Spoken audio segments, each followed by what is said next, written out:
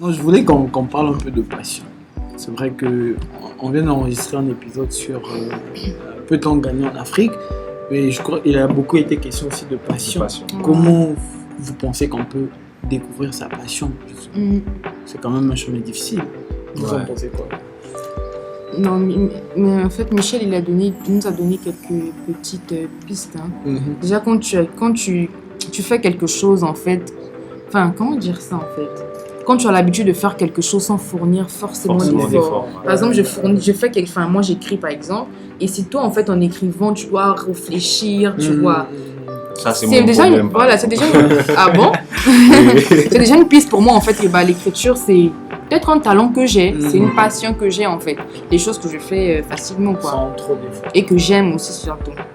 Après, vous savez, Dieu ne donne pas tout à tout le monde. C'est ça. Il y a des choses où chacun de nous a ça, en fait. Et c'est pas forcément tout le monde qui a ça.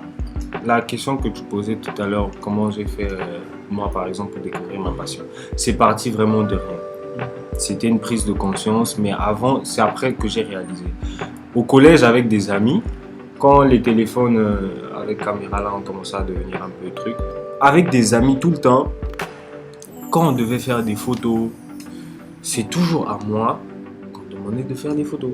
Et j'ai un ami, big up à lui, Crifal en passant, et lui tout le temps il me disait, Banga personnalisé, tout le temps il me disait, il m'appelait le doigté digital ou magique, quelque chose comme ça. Il avait un petit surnom qu'il m'avait donné. Pourquoi? Parce que chaque fois qu'il fallait qu'on fasse des photos entre potes et toi avec des téléphones, c'est à moi qu'on donnait le téléphone pour faire des photos. Et je me souviens quand, je sais pas si vous avez connu l'application, bon ça existe toujours, mais à l'époque Photogrid. Oui, Photogrid et Pixar. C'était plus ou moins le Photoshop de l'époque sur téléphone. Et je me souviens, j'ai créé mon premier logo avec ça. J'avais toujours ce petit souci-là d'avoir une identité, tu vois. Et il y avait des photos où je rajoutais des trucs, j'essayais des trucs et tout. Et moi, ça me passionnait. Je passais des heures, je pouvais décharger mon téléphone tout le temps à cause de ça. Et après, moi, je réalisais pas. Pour moi, c'était juste, vas-y, en passant vite fait. Et au fil du temps, j'ai pas calculé, je suis arrivé à l'université, j'ai même pas pensé à ça. C'est après, arrivé à Dakar, j'ai rencontré un ami, ça c'était plus ou moins le déclic. J'ai rencontré un ami qui avait un studio photo. Et puis à l'école aussi, il y avait des trucs culturels, des événements et tout. Et chaque fois, il venait souvent photographier. Et une fois, je suis allé aussi à son studio. Ça, c'était le déclic. Quand j'étais là-bas, je me sentais vraiment bien. Tu vois. Et après, il avait plusieurs caméras. J'avais pas de caméra à l'époque. Il m'avait passé une caméra et j'étais rentré avec à la maison. Je photographiais tout et n'importe quoi. Déjà, avec mon téléphone, c'est ce que je faisais. Quand j'ai rien à faire, j'enlève une bague, je pose, je commence à photographier la bague. Ou quand j'ai un petit objet de rien du tout, je pose, je photographie. Et c'est là que c'est parti. Avec sa caméra, j'ai commencé à faire des photos. Je pensais même pas au côté pécuniaire derrière. C'est avec le temps, je me suis dit, mais attends, ça c'est quelque chose que j'aime faire. Et quand je le fais, je m'amuse. Pourquoi ne pas en faire un business comme ce que font les autres? J'avoue, Et au début, je faisais des photos, je faisais des shootings pour rien du tout. J'avais même pas de clients à l'époque. Et ce que je trouvais très intéressant derrière, c'est que quand je faisais, c'était des séances où moi je m'amusais. Et complètement, je me défoulais, il y avait des shoots, c'était artistique et tout. Moi, je me sentais super bien. Et ce qui était drôle, c'est qu'à la fin, moi, je me suis amusé, mais à la fin, on me donne de l'argent. Du coup, je me suis dit, vas-y, ça, c'est là que je dois m'appuyer. C'est quoi la phrase, je sais plus de qui c'est, qui dit travaille dans ce que tu aimes et tu n'auras jamais à travailler. C'est une citation que j'aime beaucoup. J'ai utilisé ça une fois aussi. Donc, quand ce que tu fais, tu aimes ça, c'est ta passion, tu ne dépenses pas vraiment d'énergie. Tu vois, tu ne vois pas le temps passer. Tu prends ton pied entre guillemets et derrière tu as de l'argent ou derrière tu peux en faire toute une carrière. Et c'est jusqu'en licence, je vous dis, j'ai jamais pensé à ça. Il y avait une filière où il y avait plus ou moins ça, c'était du graphisme et tout. Et moi en licence, comme ce qu'on disait tout à l'heure dans le débat, pour moi, j'étais allé faire l'informatique. Donc pour moi, c'était vraiment ça, quoi. C'est ça qui fait gagner un ingénieur en informatique. C'est quelqu'un qui est bien et tout. Jusqu'en licence, au lieu d'aller faire ce que j'aimais réellement, je me suis focalisé sur l'informatique. Et si je vous dis aujourd'hui que j'ai déjà travaillé en tant qu'informaticien quelque part, c'est vous mentir. Ouais, donc jusqu'à ma licence, je me suis voilé la face. Mais à côté, je continuais à faire et j'ai essayé de me perfectionner, entre guillemets. Et c'est après, je me suis dit, vas-y, comme la licence là, je n'utilise pas ça professionnellement dans ma vie de tous les jours, il faut quand même que ça me permette de faire un master. Du coup, je suis allé faire un master en audiovisuel. Et c'est ça qui m'a permis. Et ce qui est encore drôle, dans mon master en audiovisuel, tellement j'aimais la photographie, le graphisme, tout ça là, je faisais ça depuis. Du coup, même dans ma formation, il y avait des cours où, sans prétention, j'étais déjà avancé. Donc le prof il venait, il expliquait des trucs. J'étais obligé de faire le gars qui comprend rien pour essayer pour éviter que les projecteurs soient sur moi et tout. Donc quand tu aimes quelque chose, peu importe ce que c'est. Si tu aimes le marketing et que tu es au collège, va lire ou va regarder des tutos. Aujourd'hui on a Google, on a YouTube. Va apprendre ce que tu peux apprendre et puis vas-y quoi. Et tu verras que ta passion va forcément te pousser vers l'Eldorado. C'est vraiment intéressant, d'écouter ça, d'écouter les différentes perspectives comme ça. Denis, toi, tu as quelque chose comme ça qui te passionne autant. Oui, l'écriture. Tu vois comment il en a parlé, tu Bien sens qu'il est sûr. vraiment c'est un capital qu'il a aussi. Ouais, franchement, j'ai commencé à écrire depuis que j'étais au CM1. En fait, ça a commencé à être les journaux intimes, en fait. Du coup, je savais pas que c'était l'écriture, quoi. Donc, j'ai des cahiers que j'écrivais depuis que j'étais au CM1 jusqu'à ce que je suis arrivée en Master 1. Et puis, c'est après, en fait, que j'ai appris, en fait, c'est l'écriture, tu vois. Des fois, on fait quelque chose, mais on n'a pas les mots dessus, tu vois. Mais c'est après, en fait, quand je suis arrivée à Dakar, que j'ai appris, en fait, que c'est l'écriture. Et puis, dans l'écriture, il y a la poésie, il y a nanani, tu vois, un peu. Donc, c'est comme ça que je le fais, en fait. Et je le fais facilement, en fait. Tu vois, et puis, des fois, les gens, quand ils lisent mes écrits, ils disent « Ouais, tu écris bien et tout ». Pourtant, pour moi, c'est basique, tu vois.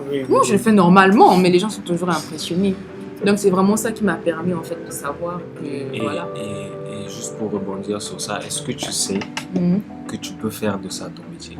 Oui, ça, je sais. Je sais que je peux faire de ça mon c'est métier, lié à mais je ne beaucoup sais de- pas comment. Exactement. C'est lié. En fait, À tellement de choses, hein.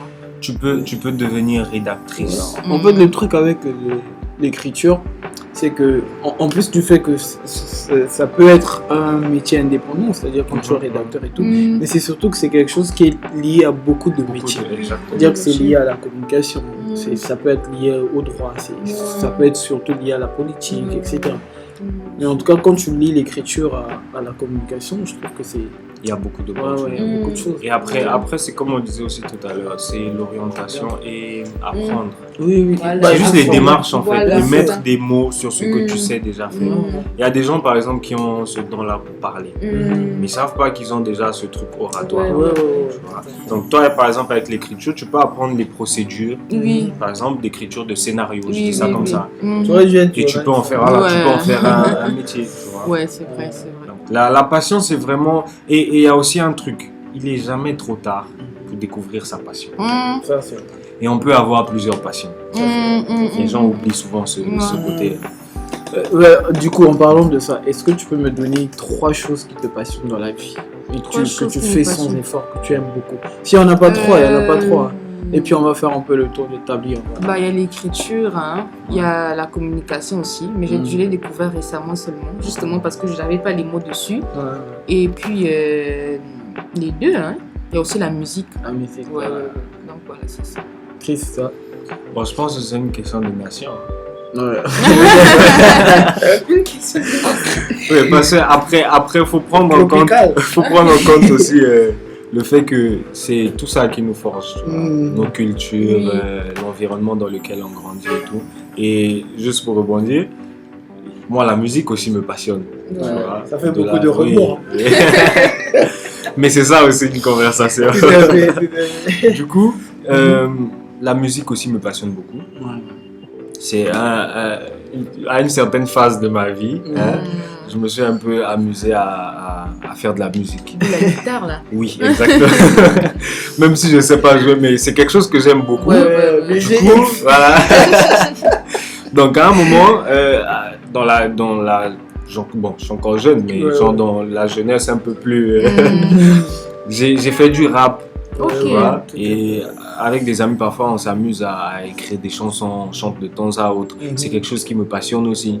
Et il y a aussi l'image, en gros. Il n'y a pas que de la photo. Je me suis aventuré un peu dans la peinture. Bon, les auditeurs ne verront pas l'environnement, mais vous verrez qu'il y a quelques petits tableaux à côté. Je me suis aventuré un peu dans la peinture. C'est quelque chose que j'aime beaucoup. En fait, tu as un aspect artistique. Exactement. Tu vois. Tout ce qui est visuel, franchement, moi, ça me passionne. Je peux passer des heures assis en train de contempler parfois la nature. Je me demande, est-ce que si je photographiais ça, ou est-ce que si je me mettais à peindre ou à dessiner ça.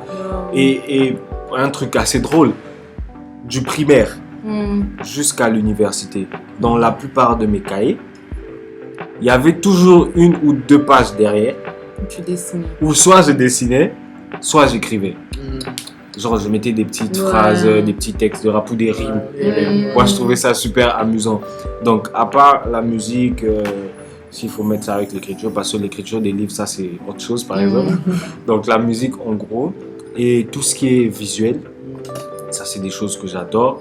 Et j'ai une autre passion. Bon, ça, par contre, je ne sais pas comment faire de l'argent de ça, mais c'est quelque chose qui me passionne beaucoup. C'est tout ce qui est... je ne sais pas s'il faut dire moteur, mais j'aime bien tout ce qui est moto et tout ce qui est voiture de course, tout ce qui est, je sais pas comment appeler ça, automoto si tu veux. Donc moi, forcément les mots pour ça. Oui, et moi, franchement, je peux m'asseoir là à regarder une routière pendant des heures ou quelqu'un qui fait de la moto. Moi, ça me fait plaisir alors que c'est pas moi par exemple qui conduis. C'est des choses. Franchement, je peux m'asseoir là, même toute une journée, à regarder ou à. Moi, ça me fait plaisir quoi. Du coup, les passions, comme je disais tout à l'heure, il y en a plein. Il y en a plein. Et ça peut se découvrir au fur et à mesure que tu grandis, tu réalises. C'est ça. Et les passions, ça peut se forger en vous sans que vous savez. Maintenant, vous. Moi, je dirais que en fait, ma première passion, je dirais que c'est écrire. J'aime beaucoup. Ça, je confirme. Ouais, j'aime beaucoup ça. J'aime beaucoup ça. Et ce que j'aime dans l'écriture, c'est que en fait, c'est ça qui m'a permis de découvrir mes autres passions. C'est bizarre, tu vois. C'est ça qui m'a permis de voir, par exemple, que ma deuxième passion, que j'aimais beaucoup la politique. Je crois que j'aime trop ça. J'aime beaucoup la politique. Et justement, chaque fois que j'écrivais, je trouvais que mes écrits étaient souvent engagés, beaucoup conscients et tout, tu vois.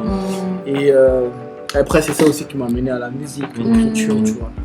Et voilà, je crois que l'écriture, la politique, et il y a quelque chose que peut-être que vous allez découvrir, c'est le sport. Moi quand je commençais, je voulais être un grand sportif, être un judoka, faire des compétitions et tout. Mais c'est pas trop tard.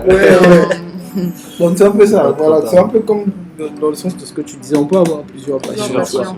Mais et ce que je trouve intéressant, c'est que tu trouveras généralement que ta première passion va faire naître autre chose. Voilà, il y a toujours un lien quelque part, tu vois. Donc voilà. C'est un sujet très passionnant. C'est vraiment très passionnant. On peut rester là des heures et des heures. En tout cas, donc c'était les discussions entre épisodes. Ciao. Ciao.